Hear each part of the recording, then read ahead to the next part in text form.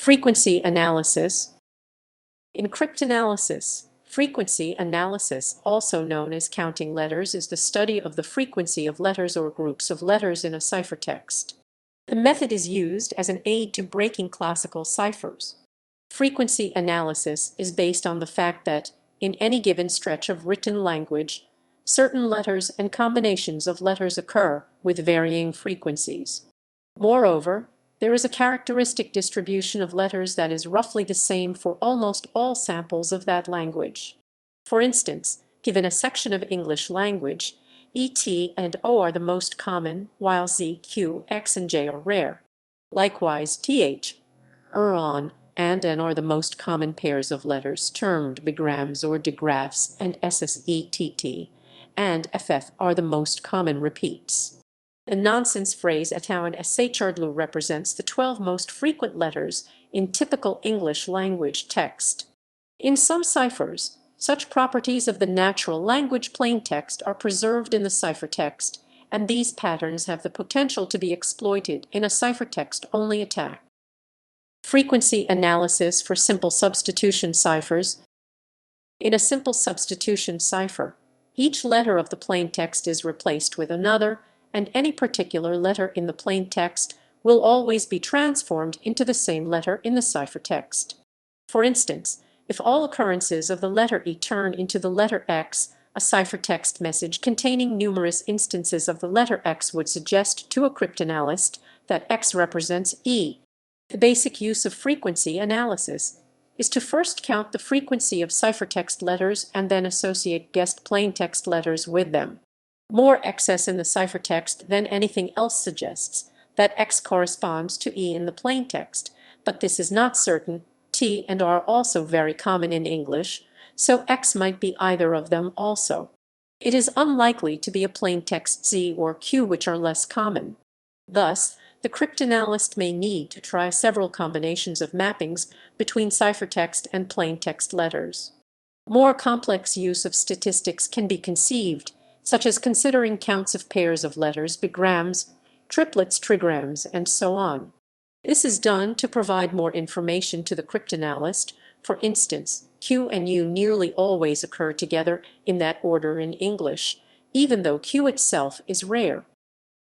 An example: history and usage.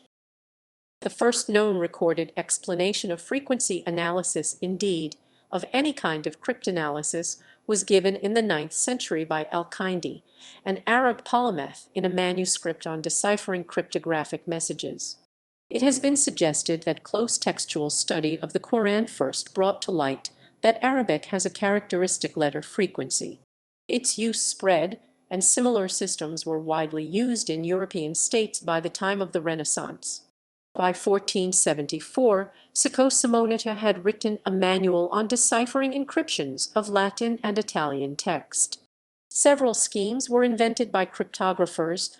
These included homophonic substitution, use of homophones, several alternatives to the most common letters in otherwise monoalphabetic substitution ciphers. For example, for English, both X and Y ciphertext might mean plaintext E. Polyalphabetic substitution, that is, the use of several alphabets chosen in assorted, more or less devious ways. Leon Alberti seems to have been the first to propose this. And polygraphic substitution, schemes where pairs or triplets of plaintext letters are treated as units for substitution rather than single letters. For example, the Playfair cipher invented by Charles Wheatstone in the mid-19th century.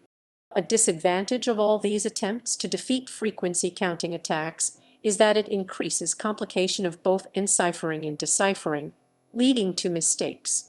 Famously, a British Foreign Secretary is said to have rejected the Playfair cipher because, even if schoolboys could cope successfully as Wheatstone and Playfair had shown, our attaches could never learn it. The rotor machines of the first half of the 20th century, for example, the Enigma machine, were essentially immune to straightforward frequency analysis. However, other kinds of analysis attacks successfully decoded messages from some of those machines.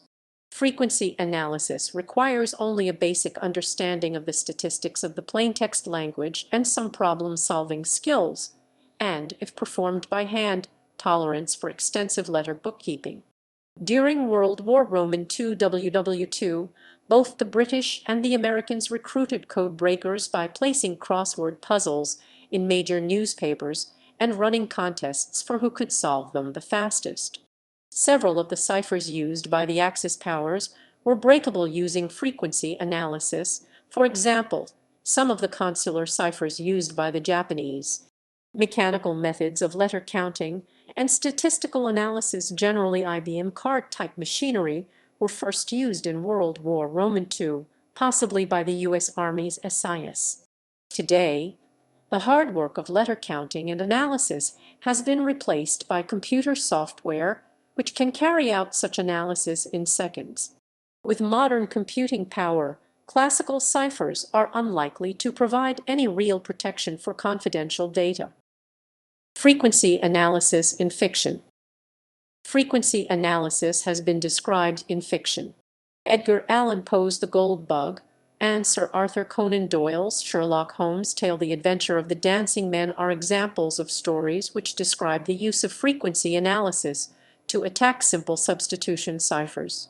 The cipher in the Poe story is encrusted with several deception measures, but this is more a literary device than anything significant cryptographically.